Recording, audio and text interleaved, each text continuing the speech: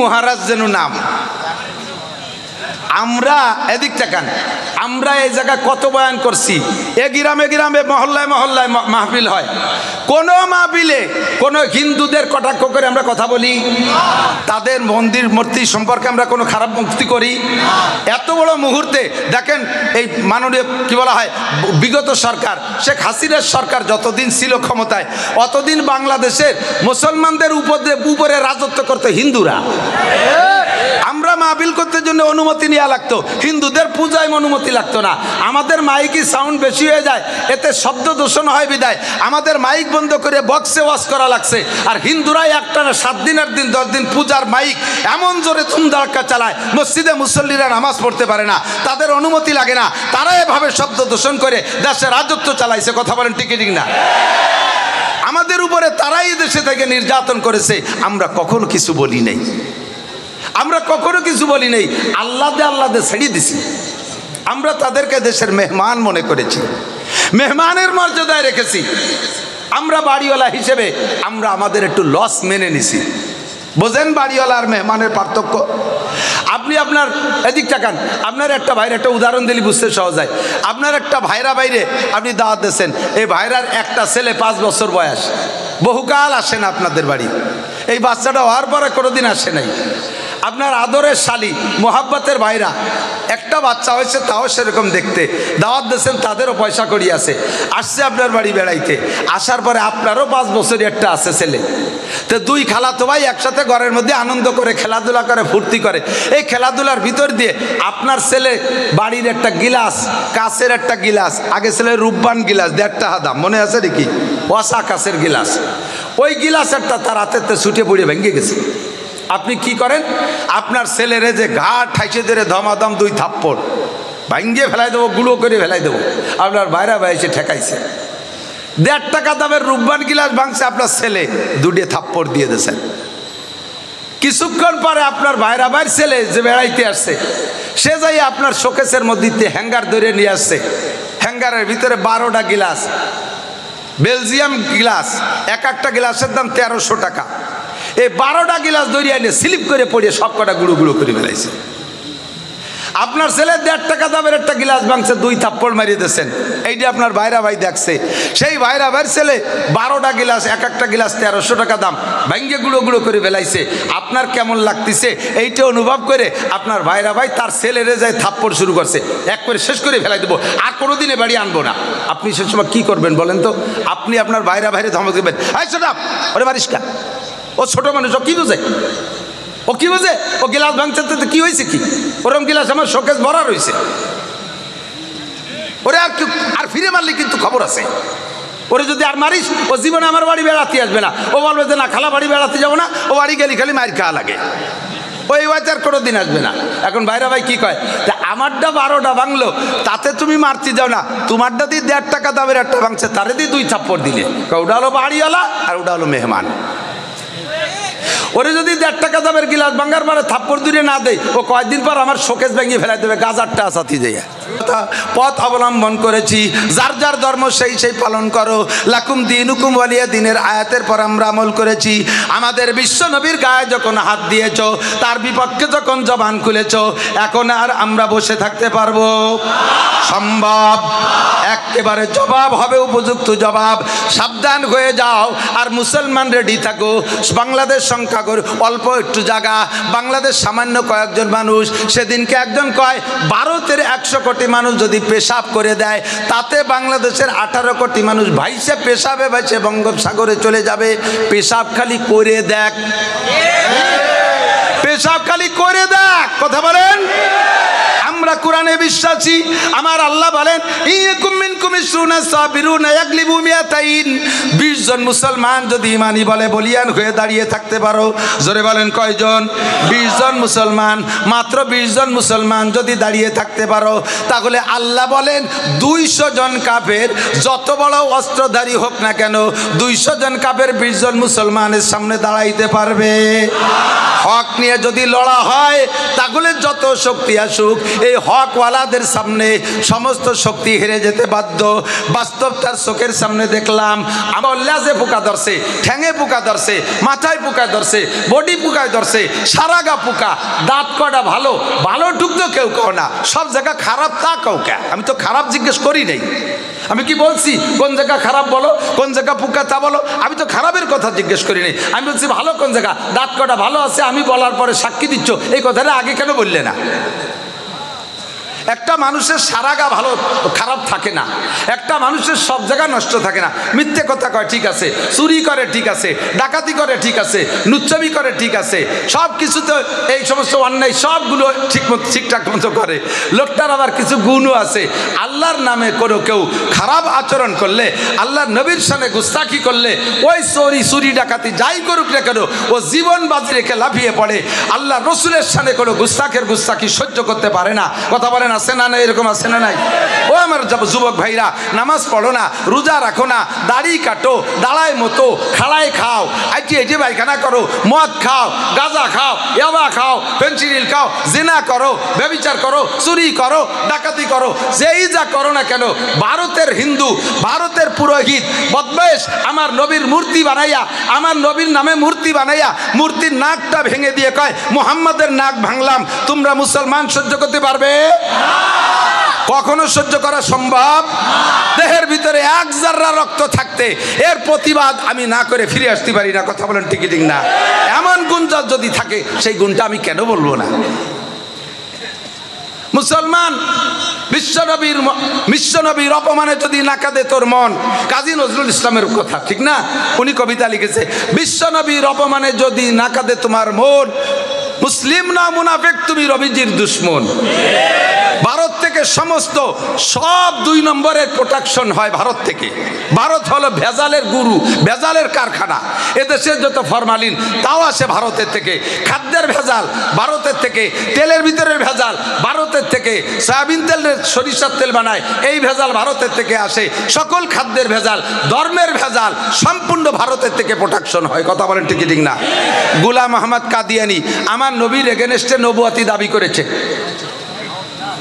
আপনারা কি তাতে একমত? গোলাম আহমদ কাদিয়ানি নবী? কি বলেন? একটু জোরে বলেন।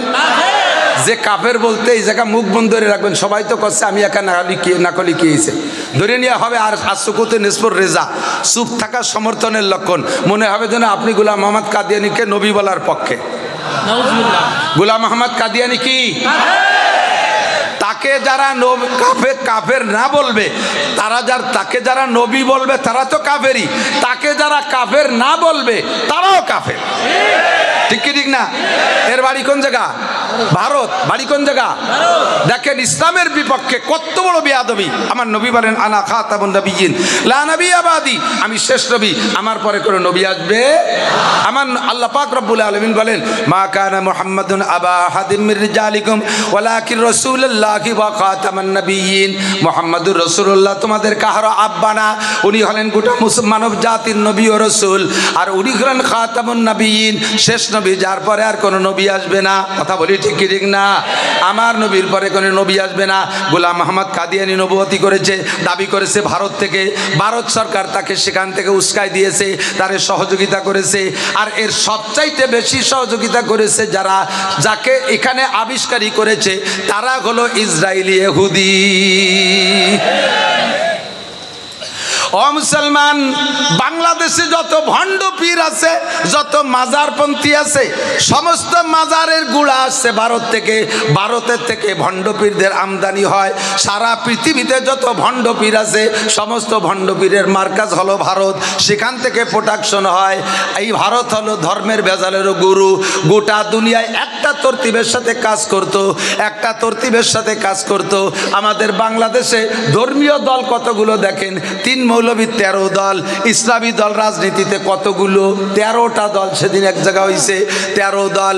একটা দল ছিল ঐক্যমতে, ওই দলটার নাম হলো তবলিগ জামাত। কতক্ষণ ঠিক ঠিক না?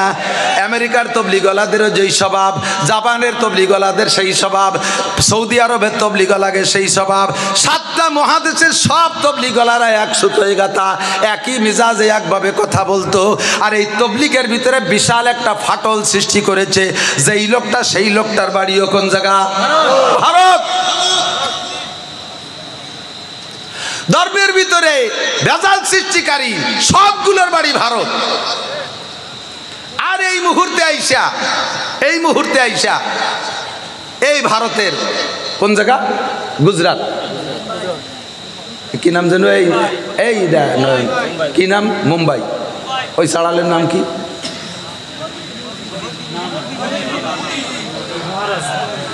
কি মহারাজ যেন নাম। আমরা এদিক তাকান, আমরা এই জায়গায় কত বয়ান করছি। এ গ্রামে গ্রামে মহল্লায় মহল্লায় মাহফিল হয়। কোন মাহফিলে কোন হিন্দুদের কটাক্ষ করে আমরা কথা বলি? তাদের মন্দির মূর্তি সম্পর্কে আমরা কোনো খারাপ মুক্তি করি? এত বড় মুহূর্তে দেখেন, এই মাননীয় কি বলা হয়, বিগত সরকার শেখ হাসিনার সরকার যতদিন ছিল ক্ষমতায়, অতদিন বাংলাদেশের মুসলমানদের উপরে রাজত্ব করতো হিন্দুরা। আমরা মাহফিল করতে জন্য অনুমতি নেওয়া লাগতো, হিন্দুদের পূজায় অনুমতি লাগতো না। আমাদের মাইকি সাউন্ড বেশি হয়ে যায়, এতে শব্দ দূষণ হয় বিদায় আমাদের মাইক বন্ধ করে বক্সে ওয়াজ করা লাগছে। আর হিন্দুরাই একটানা 7 দিনের দিন 10 দিন পূজার মাইক এমন জোরে ধুমধাড়াক্কা চালায়, মসজিদে মুসল্লিরা নামাজ পড়তে পারে না, তাদের অনুমতি লাগে না। তারা এভাবে শব্দ দূষণ করে দেশে রাজত্ব চালাইছে। কথা বলেন ঠিক না? আমাদের উপরে তারাই দেশে থেকে নির্যাতন করেছে। আমরা কখনো কিছু বলি নাই, আমরা কখনো কিছু বলি নাই। আল্লাহ ছেড়ে দিছি। আমরা তাদেরকে দেশের মেহমান মনে করেছি, মেহমানের মর্যাদায় রেখেছি। আমরা বাড়িওয়ালা হিসেবে আমরা আমাদের একটু লস মেনে নিছি। বোঝেন বাড়িওয়ালা আর মেহমানের পার্থক্য? আপনি আপনার এদিক তাকান, আপনার একটা ভাইয়ের একটা উদাহরণ দিলে বুঝতে সহজ হয়। আপনার একটা ভাইরা বাইরে আপনি দাওয়াত দিয়েছেন, এই ভাইরার একটা ছেলে 5 বছর বয়স, বহুকাল আসে না আপনাদের বাড়ি। এই বাচ্চাটা হওয়ার পরে কোনোদিন আসে নাই। আপনার আদরের শালি মোহাব্বতের ভাইরা একটা বাচ্চা হয়েছে, তাও সেরকম দেখতে, দাওয়াত দিয়েছেন, তাদেরও পয়সা করি আছে, আসছে আপনার বাড়ি বেড়াইতে। আসার পরে আপনারও 5 বছরই একটা আছে ছেলে। তো 2 খালাতো ভাই একসাথে ঘরের মধ্যে আনন্দ করে খেলাধুলা করে ফুর্তি করে। এই খেলাধুলার ভিতর দিয়ে আপনার ছেলে বাড়ির একটা গিলাস, কাঁচের একটা গিলাস, আগে ছেলে রূপবান গিলাস 1.5 টাকা দাম, মনে আছে নাকি? পচা কাঁচের গিলাস। ওই গিলাসেরটা তার হাতেতে ছুটে পড়ে ভেঙে গেছে। আপনি কি করেন? আপনার ছেলেরে যে ঘাট ঠাইসে ধরে ধমাধম 2 থাপ্পড় ভাঙ্গিয়ে ফেলাই দেবো, গুঁড়ো করে ফেলাই দেবো। আপনার বাইরা এসে ঠেকাইছে। 1.5 টাকা দামের রূপবান গিলাস ভাঙছে, আপনার ছেলে 2 থাপ্পড় দিয়ে দিয়েছেন। কিছুক্ষণ পরে আপনার বাইরা ছেলে যে বেড়াইতে আসছে, সে যাই আপনার শোকেসের মধ্যে হ্যাঙ্গার ধরে নিয়ে আসছে। হ্যাঙ্গারের ভিতরে 12টা গিলাস, বেলজিয়াম গিলাস, একটা গিলাসের দাম 1300 টাকা। এই 12টা গিলাস ধরিয়ে এনে স্লিপ করে পড়িয়ে সব কটা গুঁড়ো গুঁড়ো করে ফেলাইছে। আপনার ছেলে 1.5 টাকা দামের একটা গিলাস ভাঙছে, 2 থাপ্পড় মারিয়ে দিয়েছেন। এইটা আপনার ভাইরা ভাই দেখছে। সেই ভাইরা ভাইয়ের ছেলে 12টা গিলাস, একটা গিলাস 1300 টাকা দাম, ভাঙ্গে গুঁড়ো গুঁড়ো করে ফেলাইছে। আপনার কেমন লাগতেছে এইটা অনুভব করে আপনার ভাইরা ভাই তার ছেলেরে যায় থাপ্পড় শুরু করছে, এক করে শেষ করে ফেলাই দেবো, আর কোনোদিনে বাড়ি আনবো না। আপনি সে সময় কী করবেন বলেন তো? আপনি আপনার ভাইরা ভাইরে ধমক দেবেন, এই ছোট ওরে মারিস কা, ও ছোট মানুষ, ও কি বুঝে, ও কি বুঝে, ও গিলাস ভাঙছে তো কি হয়েছে কি? ওরকম গিলাস আমার শোকেস ভরা রয়েছে, ওরে আর ফিরে মারলে কিন্তু খবর আছে। ওরে যদি আর মারিস, ও জীবনে আমার বাড়ি বেড়াতে আসবে না। ও বলবে যে না, খালা বাড়ি বেড়াতে যাবো না, ও বাড়ি গেলে খালি মায়ের খাওয়া লাগে, ওই ওয়াইতে আর কোনো দিন আসবে না। এখন ভাইরা ভাই কি কয়, আমারটা 12টা ভাঙলো, তাতে তুমি মারতে যাও না, তোমারটা দিয়ে 1.5 টাকা দামের একটা ভাঙছে, তারে দিয়ে 2 থাপ্পড় দিলে। ওটা হলো বাড়িওয়ালা আর ওটা হলো মেহমান। ওরে যদি 1.5 টাকা দামের গিলাস ভাঙার পরে থাপ্পড় দূরে না দেয়, ও কয়েকদিন পর আমার শোকেস ভেঙে ফেলাই দেবে, গাজারটা আসাতি যায়। একটু ইন্নালিল্লাহ পড়ি, ইন্নালিল্লাহি ওয়া ইন্না ইলাইহি রাজিউন। আমি এই জন্যই বলছি যে তোমরা এই কোরা বাদ দাও, এই কারেন্টের উপর নির্ভর করো না, একটানা জেনারেটর চালায় রাখতে হবে।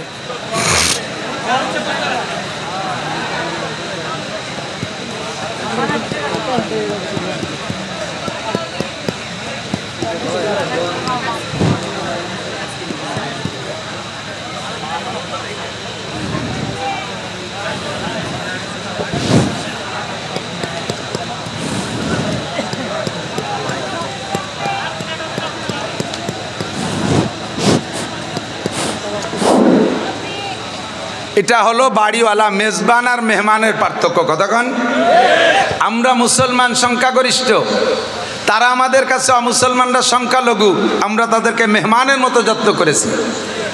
আমাদের মসজিদ বাংলা সরকার মসজিদ বানায় দেয় নাই, তাদের মন্দির ভাঙলে সরকার তার চাইতে দ্বিগুণ টাকা দিয়ে মন্দির বানায় দিয়েছে। ঠিক কি ঠিক না? আমাদের মাহফিলের অনুমতি চাইছি, দেয় নাই, আর তাদের পূজা পাঠ করতে অনুমতি লাগে না, সব তাদেরকে দিয়ে করাই দিয়েছে। তারা মেহমান, তাদের জন্য এটা আমরা করেছি, এটা আমরা মানবতা দেখাইছি।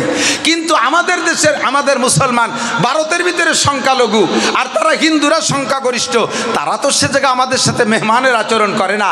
কাশ্মীরি মুসলমানদেরকে মারে, গুজরাটে মুসলমানদেরকে মারে, বোম্বে মুসলমানদেরকে মারে, মহারাষ্ট্রে মুসলমানদেরকে মারে, মুসলমানদের ঈদগার ভিতরে শুকর ছাড়িয়ে দেয়, মুসলমানদের মসজিদ ভেঙে ফেলে, বাবরি মসজিদ ভেঙে সেখানে মন্দির বানায়, এত বড় নির্যাতন করে।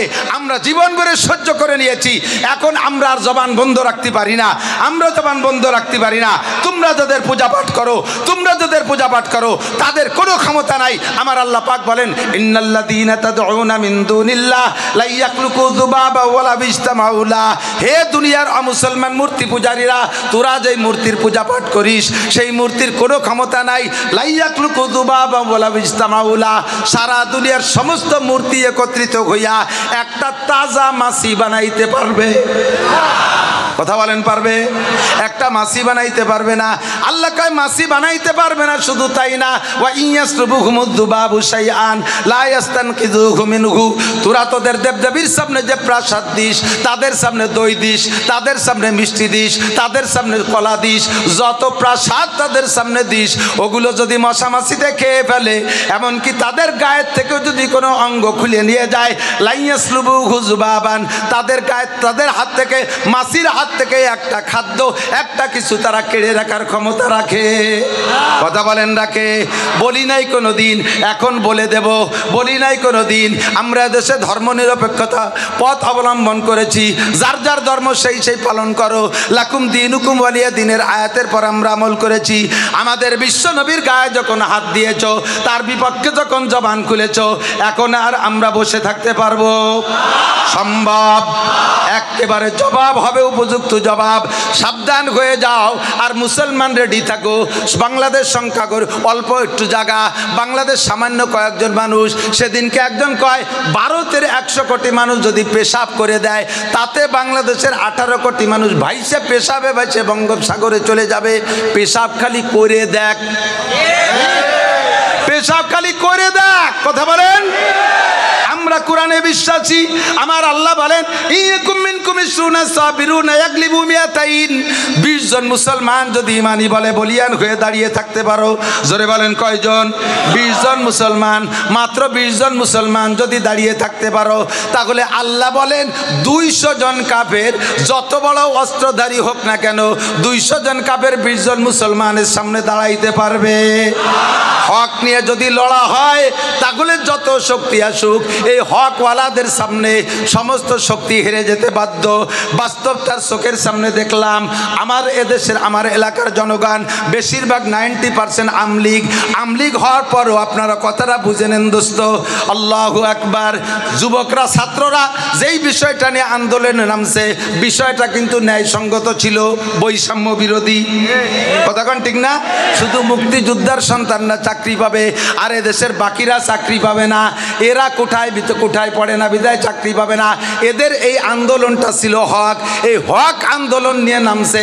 ওদিকে সরকারের সাথে সরকারি ক্ষমতা, তার সাথে সেনাবাহিনী, তার সাথে র্যাব বাহিনী, তার সাথে পুলিশ বাহিনী, তার সাথে বিডিআর বাহিনী, তার সাথে আনসার বাহিনী, তার সাথে যুবলীগ, তার সাথে ছাত্রলীগ, তার সাথে কৃষক লীগ, তার সাথে মূর্খ লীগ, যত আছে সব একসাথে ছিল।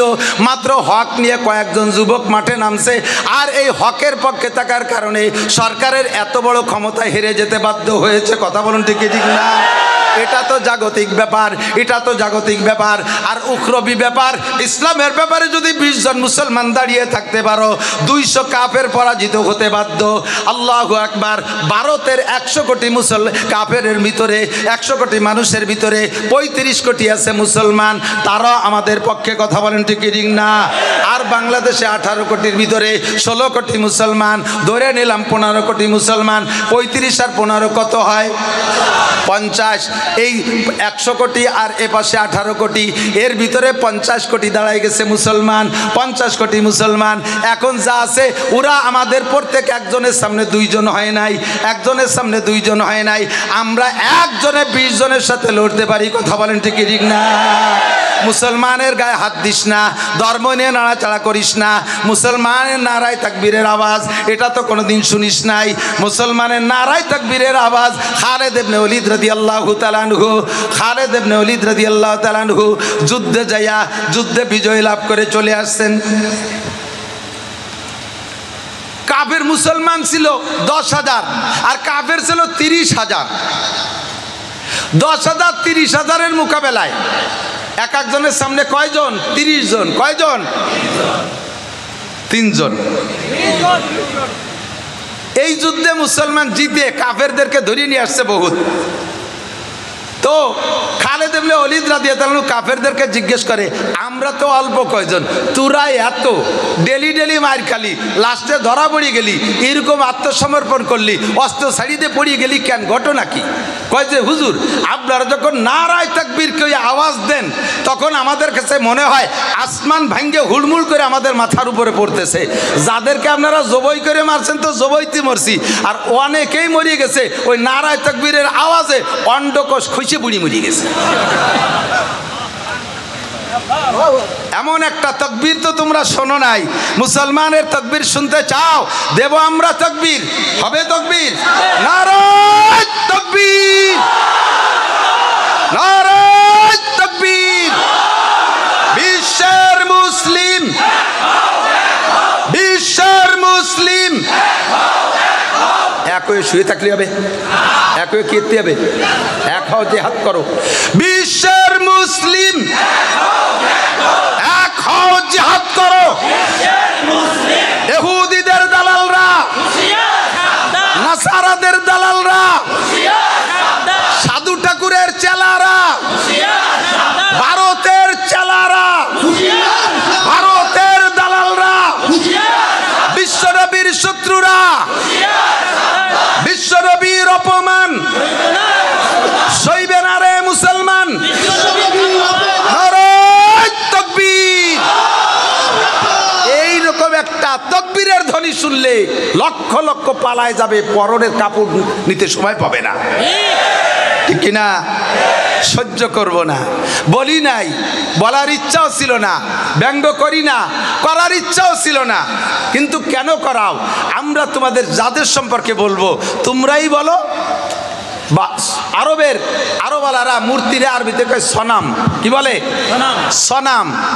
এই সনাম পূজারী একজন, অনেক বয়স, 100-র উপরে বয়স, একটানা 80 বছর পর্যন্ত সে তার প্রতিজ্ঞা ছিল, আমি যেখানে যাব সনামকে সাথে রাখবো, সনামরে পূজা করব, সনামের জিকির জপবো। আমরা জিকির করি আল্লাহ, বলেন আল্লাহ আল্লাহ আল্লাহু আল্লাহ আল্লাহ আল্লাহ আল্লাহু আল্লাহ আল্লাহ আল্লাহ আল্লাহু আল্লাহ।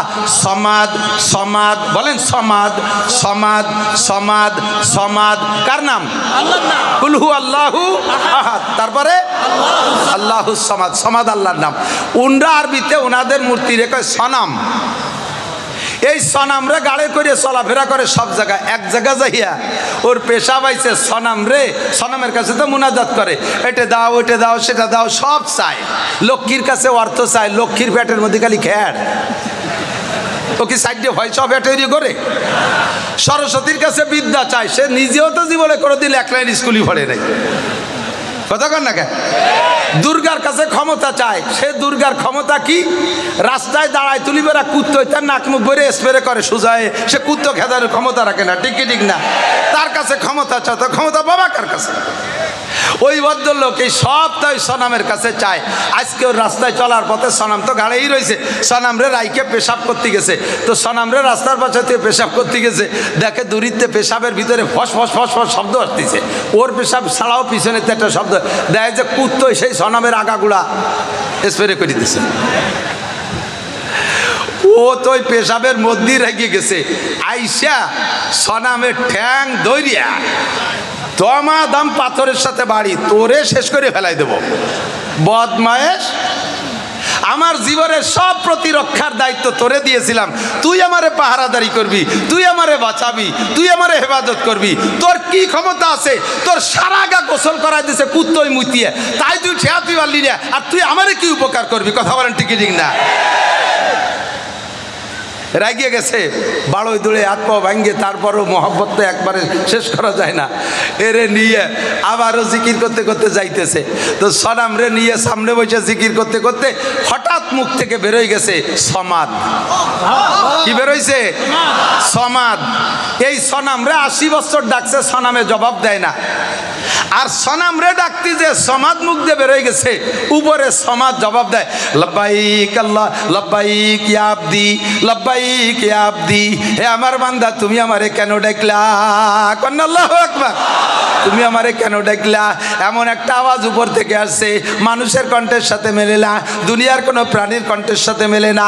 একটা অপরিচিত কণ্ঠ উপর থেকে জবাব আসলো, ইয়া আবদি লিমা দাওতানি। বান্দা, তুমি আরে কি মনে করে ডাকলা? ওর ভিতরে একটা পরিবর্তন আইসা গেছে মুহূর্তের ভিতরে। আরে যারে জীবন ভরের সামনে রাইকা সনাম করে জিকির করলাম 80টা বছর, কোনোদিন আমারে জবাব দিল না, কোনোদিন আমারে জবাব দিল না। আর যারে ডাকি নাই তারে মনেও করে ডাকি নাই, বেসাক্তা ভুল করমে জবান থেকে সনাম কইতে যে সমাদ বেরোয় গেল, আর সেই সমাদ আমার ডাকে সাড়া দিল। কাজেই সনাম আমার কেউ না, সমাদ আমার সব। আল্লাহ আমার রব, বলেন ওই রবই আমার সব। আল্লাহ আমার রব, ওই রবই আমার সব। সমাদ আমার রব, সমাদ আমার সব। ঠিক না? বলি নাই কোনো দিন নীরবে পূজা পাঠ করে গেছো, সরকার বাহাদুর তোমাদেরকে সব কিছু বেশি দিয়েছে। আরে আমরা এই গ্যাঞ্জামের ভিতরে, বাংলাদেশের গ্যাঞ্জামের ভিতরে দেখেন, উরাই বড় বেকায়দা। নিজেদের মূর্তি নিজেরা ভাঙ্গে, নিজেদের মন্দির নিজেরাই আগুন জ্বালাই দিয়া, স্থানীয় মুসলমান যুবকদের উপরে দোষটা চাপাই দিয়া এই দেশের মুসলমানদেরকে মাইর খাওয়াইছে। কথা বলেন ঠিক ঠিক না? এই কৌশল যাতে ব্যবহার করতে না পারে, আবার একটা গ্যাঞ্জাম না লাগাই দিতে পারে, এই জন্যই এই সরকার পতনের মুহূর্তে মাদ্রাসার ছেলেরা, স্কুল কলেজের ছেলেরা, ধর্মপ্রাণ মুসলমানরা, শাসনতন্ত্রের যুবকরা মন্দির পাহারা দিয়েছে। আপনারা জানেন কি জানেন না? মন্দির পাহারা দিয়েছে। আমরা এত খেদমত তোমাদের করি, আর তোমরা আমার নবীর সম্পর্কে এমন আচরণ করলে, এমন আচরণ করলে। এখনই যদি, আগামীকাল যদি কি বলা হয়, সমাবেশ ডাকা হয়, প্রতিবাদ সমাবেশ ডাকা হয়, আপনারা সকলে উপস্থিত হইতে পারবেন তো ইনশাআল্লাহ? যাইতে পারবেন তো ইনশাআল্লাহ? কাজের বাহানা দেবেন, কাজের বাহানা দেবেন। নবী না আসলে আপনি দুনিয়া আসতে পারতেন না, আপনার সব কাজ পড়ে থাকতো, আপনি কিছুই করতে পারতেন না। নবী আসার কারণে আপনার জন্ম হয়েছে। ও দোস্ত, আমার নবীর অপমান এইটা আমরা সইতে পারবো না। আগামীকাল যদি আমাদের ডাক আসে, ইনশাআল্লাহ আমরা বেরিয়ে পড়বো। ঠিক আছে না? প্রতিবেশী গোপালগঞ্জ এরিয়ার মধ্যে যারা আসছেন, শুধু তারাই না, এ পাশেও বলমারি তো গোপালগঞ্জের কাছ দিয়ে যারা আছেন, আগামীকাল আমাদের গোপালগঞ্জে সকাল 10টা থেকে 12টা পর্যন্ত এই প্রতিবাদ সমাবেশ হবে, এবং স্মারকলিপি দেবো আমরা ডিসি মহোদয়ের কাছে, প্রেস ক্লাবের কাছে। রসুলের আশেক যারা আছেন, আশেকের রসুল যারা আছেন, খালি জিলাপি খাওয়া আশেক না, 12ই রবিউল আউয়ালে জশ্নে জুলুস করা আশেক না, আরে মিছিল দেওয়া আশেক না, অরিজিনাল আশেকের রসুল যারা আছেন, রক্ত দিয়ে হলেও, জীবন দিয়ে হলেও, পায়ে হেঁটে হলেও আগামীকাল গোপালগঞ্জ যাওয়ার চেষ্টা করা যাবে তো ইনশাআল্লাহ? বেশ কিছুদিন আগে, আরও বেশ কয়েক যুগ আগে, ভারতের ভিতরে আর এক বদমায়েশ ঠাকুর আমার নবীর নামে রঙ্গিলায় রসুল বই লেখছে। রঙ্গিলায় রসুল, এর ভিতরে নবীর অনেক কটূক্তি করছে। ভারতের এক যুবক, মাদ্রাসার ছাত্র না, তবলিগের কোনো আমির না, ইসলামী শাসনতন্ত্রে ইসলামী কোনো দলের যুবক না, এ আমার কলেজের যুবক, আমার স্কুলের যুবক, আমার জেনারেল স্টুডেন্ট। তোদের মধ্যে থেকে একটা যুবক, সে তরবারি একটা চাদরের মধ্যে পেঁচাই নিয়ে ঠাকুরের গেটে যে বলছে, অমুক ঠাকুর কোথায়? বললো যে ভিতরে। কেন, কি খবর? তার সাথে আমার সাক্ষাৎ আছে। বলেন আগে কি সাক্ষাৎ? বলে না, দরকার আছে, আগে সাক্ষাৎ করতে দেন। ভিতরে চলে গেছে, যার অনুমতি দিয়েছে, যাইয়ে সামনে বসে বলছে, এই তুই আমার নবীর সম্পর্কে এই গুস্তাখি আলোচনা তুই করেছিস? আমার নবীর সম্পর্কে এই তুই লিখছিস? সে জানে যে আমরা ভারতের মহাশক্তি, আমরা ভারতের মানুষ, আমাদের সামনে আবার কে আসে? আর গেটে তো আমার পাইক পেয়াদা আছেই। ও বলছে হ্যাঁ লিখেছি, তোমার নবী এই এই দোষে দোষী, তোমার নবী চরিত্রহীন ছিল, তোমার নবীর শরীয়তে 4টে বিয়ে করার অনুমতি আছে, কোরআনে বলছে, আর তোমার নবী 9টা স্ত্রী ব্যবহার করেছে, তোমার নবী শরীয়ত বিরোধী কাম করেছে। জোরে কন্যা নাউজুবিল্লাহ। বলার সাথে সাথে একে কোপে গর্দান আলাদা করে দিয়েছে। মাদ্রাসার ছাত্র না, মুহাদ্দিস মুফতি মুহাদ্দিস শাইখুল হাদিস না। এই যুবক, কলেজের যুবক, এই স্টুডেন্ট, তোদের মতো একজন জেনারেল শিক্ষিত যুবক, তার ভিতরে সে হয়তো নামাজ পড়তো কিনা পড়তো আল্লাহই ভালো জানে, নবীর শানে বেয়াদবি সহ্য করতে না পাইরা যে সরাসরি নিজ হাতে তার প্রতিবাদ করেছে, অ্যারেস্ট হয়ে গেল, সরকার নিয়ে গেল, ট্রাইব্যুনাল কোর্টে তার দ্রুত বিচার হয়ে গেল, বিচারের রায় ঘোষণা হয়েছে, আগামীকাল তার কি হবে? ফাঁসি হবে, আগামীকাল ফাঁসি হবে। ফাঁসির সংবাদ এর কাছে যদি আসে, ও কান্দে না হাসে? এই আপনাদেরকে ফাঁসির হুকুম হলে হাসবেন না কানবেন? কানবে না? পাগল হয়ে যাবে না? যুবকের কাছে যখন ফাঁসির ঘোষণা চলে গেছে, কোর্টের থেকে খবর পৌঁছানো হলো আপনার আগামীকাল ফাঁসি হবে, যুবক চেহারাটা খুশিতে হলুদ হয়ে গেছে। কোন সুবহানাল্লাহ। চেহারাটা খুশিতে হলুদ হয়ে গেছে, হাসতেছে মুস্কি মুস্কি। কোর্টের লোকে জিজ্ঞেস করে, তোমার আগামীকাল ফাঁসি হবে, তুমি এত আনন্দ খুশি হচ্ছ, হাসছো কেন? কয় যে তা তোর কাছে বলে লাভ কি? মুসলমানরা আসছে, তুমি এই ফাঁসির খবরে হাসছো কেন? তুমি তো কাঁদবা। কয় যে গত রাত্রে আমি স্বপ্নে দেখি বিশ্বনবী মুহাম্মদুর রাসূলুল্লাহ সাল্লাল্লাহু আলাইহি ওয়াসাল্লাম আর 4 খলিফা সাথে আমাকে জান্নাত থেকে ইস্তেকবাল অভ্যর্থনা জানানোর জন্য আমার কাছে চলে আসছে। আমাকে নবী পাক হাত ছাড়ি দিয়ে বলছে, তুমি চলে আসো, কালকে আমার সাথে একসাথে জান্নাতে থাকবা। আমার একটা জীবন চলে গেলে আমার দুনিয়ার সব শেষ, আমি নবী পাকের সাথে জান্নাতে থাকবো, আমার নবীর সাথে জান্নাতে থাকবো। মাররা মিনকুম মুনকারান ফালইয়ুগাইরু বিয়াদিহি। যদি ইসলাম বিরোধী কোনো কিছু দেখো, শক্তি থাকলে হাত দিয়ে প্রতিবাদ করো। কথা বলেন ঠিক কি ঠিক না? ফাইল্লাম ইস্তাতিফা বিলিসানি, না পারলে কমপক্ষে জবান দিয়ে একটু বলো। ফাইল্লাম ইস্তাতিফা বিকলবিহি, জবানও যদি না খুলতে পারো, অন্তরে ঘৃণা করো। অন্তরে ঘৃণা করাকে বলছে আযাফুল ঈমান। এটি ঈমানের সবচেয়ে দুর্বল পয়েন্ট। আমরা অত দুর্বল না, আমরা এখনো জবান তো চালাইতে পারি। কথা বলেন ঠিক ঠিক না? আর হাত চালানোতে সমস্যা, হাত চালানোতে সমস্যা। একটু হাত খোলেন। আফগানিস্তানের মানুষ, আফগানিস্তানের মানুষ, মুসলমানরা কয়েক মোল্লা মাত্র 42টে, মাশাআল্লাহ হাত নামান, 42টে শক্তিধর দেশ সমন্বয়ে এই বাহিনীর নাম ছিল ন্যাটো। মুল্লারা সায়েন্স পড়ে নাই, বিজ্ঞান পড়ে নাই, বোমা বানাইতে পারে না, রাইফেল বানাইতে পারে না, কোনো অস্ত্র বানাতে পারে না। চায়নার থেকে কিছু পাইছে, রাইফেল বন্দুক, তার নাম হলো ক্লাসিনকভ।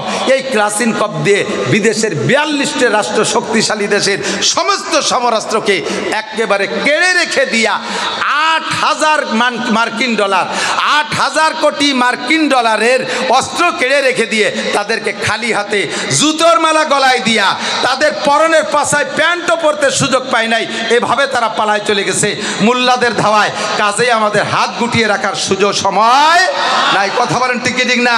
ফিলিস্তিনের 40 লক্ষ, ফিলিস্তিনের কি বলা হয় 23 লক্ষ মানুষ, 23 লক্ষ মানুষ গাজার ভিতরে। তাদের ভূমি আয়তন কতটুক জানেন? কাশিয়ানি থানা অথবা আল বলমারি থানা পরিমাণ, 42 কিলোমিটার লম্বা আর 12 কিলোমিটার চওড়া। বলেন তো কতটুক জায়গা? আমার মনে হয় 2-3টে ইউনিয়নের জায়গা, ঠিক না? এই জায়গার সাথে এই কয়জন সাধারণ পাবলিকের সাথে আমেরিকা লড়তেছে। ইসরায়েল তো ফেসে অস্ত্র দিচ্ছে কে? আমেরিকা দিচ্ছে, ব্রিটেন দিচ্ছে, যুক্তরাজ্য দিচ্ছে, পশ্চিমারা সবাই তাদেরকে অস্ত্র দিচ্ছে। একটা বছর পর্যন্ত মুজাহিদদেরকে হারাইতে পারে নাই। এ মুকাফেরের দল, ইহুদ নাসারার দল, জেনে নে, আমার নবীর সৈনিকদেরকে খেপাস না। যদি খেপে যায় বিশ্ব মুসলিম, ইনশাআল্লাহ এই পৃথিবীতে তোরা পা রাখার জায়গা পাবি না। কথা বলেন ঠিক ঠিক না? প্রস্তুত আছেন তো ইনশাআল্লাহ? প্রস্তুত আছেন তো ইনশাআল্লাহ? আমার বয়ান সময় শেষ, এরপরে আসবে ইশার আজান হবে, নামাজ হবে। একজন মানুষ যদি আজকে এখান থেকে নামাজ ছাড়া উঠে চলে যাও যুবক, তাহলে প্রমাণ হবে তুমি মুহাম্মদুর রাসূলুল্লাহর সঠিক সৈনিক নও, তুমি মিথ্যাবাদী। এখানে অনার্থক হাত জাগাইছো রসুলের সৈনিক হিসেবে প্রমাণ দিতে। অজু বানায় এই জামাতের সাথে, বড় জামাতের সাথে নামাজ হবে। নামাজের পরে মিজানুর রহমান ফরিদি, একজন উঠবেন না, আমার কথা আছে, একজন উঠবেন না। মিজানুর রহমান ফরিদি মরিদি, অবশেষে আরিফ বিন হাবিব সাহেব আমার বাংলাদেশের বর্তমানে আল্লামা হিসেবে যাকে বলা যায়, একবার তাজা কোরআন হাদিসের রেফারেন্স দিয়ে বয়ান করবে। আমরা শেষ পর্যন্ত শুনবো, থাকবো তো ইনশাআল্লাহ, বেয়াদবি মোটে করবো না। আমরা ইনশাআল্লাহ প্রস্তুত থাকি। আল্লাহ তাআলা আমাদেরকে এই জিহাদের ময়দানে শরীক হওয়ার তৌফিক দান করে, বলেন আমিন। আগামীকাল গোপালগঞ্জের এই প্রতিবাদ মিছিলে আপনাদেরকে দাওয়াত দিচ্ছি। আর আমি খাসভাবে দোয়া চাই আমার ভাই কারি সিদ্দিকুর রহমান সাহেবের জন্য। সকলে দোয়া করবেন, তার কিছু প্রশংসা থাকলে করবেন। তার ছোট্ট একটা বাচ্চা মাদ্রাসায় পড়ে, এখনও সে মাদ্রাসার হাল ধরার ক্ষমতা নাই। আমার ছেলেদের মতো ছোট, এখনও লেখাপড়া করে। ছেলেটা ফারেক হয়ে লেখাপড়া শিখে আসুক, বাপের এই স্থান সে বসতে পারে। আর তার মাদ্রাসাটা আমরা সকলে মিলে সহযোগিতা করব তো ইনশাআল্লাহ। এই মাদ্রাসার পক্ষে কারা কারা একটু হাত দেখাবেন? মাদ্রাসার পক্ষে থাকবেন তো ইনশাআল্লাহ? ধান দিয়ে, পাট দিয়ে, লজিং রেখা, চামড়ার টাকা দিয়ে, জাকাত ফেতরা, এককালীন অনুদান দিয়ে আমার ভাইয়ের, আপনার ভাইয়ের মাদ্রাসা কারি সিদ্দিক সাহেবের মাদ্রাসার পাশে থাকবো ইনশাআল্লাহ। আল্লাহ তাআলা মাদ্রাসাকে কবুল করুক, আমাদের মর্দে মুজাহিদ হিসেবে, জেহাদি সৈনিক হিসেবে আমাদের কবুল করুক, বলেন আমিন। সুবহানাল্লাহ বিহামদি, সুবহানাল্লাহিল আযীম, সুবহানাকাল্লাহুম্মা ওয়া বিহামদিকা আশহাদু আল্লা ইলাহা ইল্লা আনতা আস্তাগফিরুকা ওয়া আতুবু ইলাইক। আসসালামু আলাইকুম ওয়া রাহমাতুল্লাহি ওয়া বারাকাতুহু। আলহামদুলিল্লাহ। সম্মানিত শ্রোতাবিন্দু, হুজুরের সময় স্বল্পতার কারণে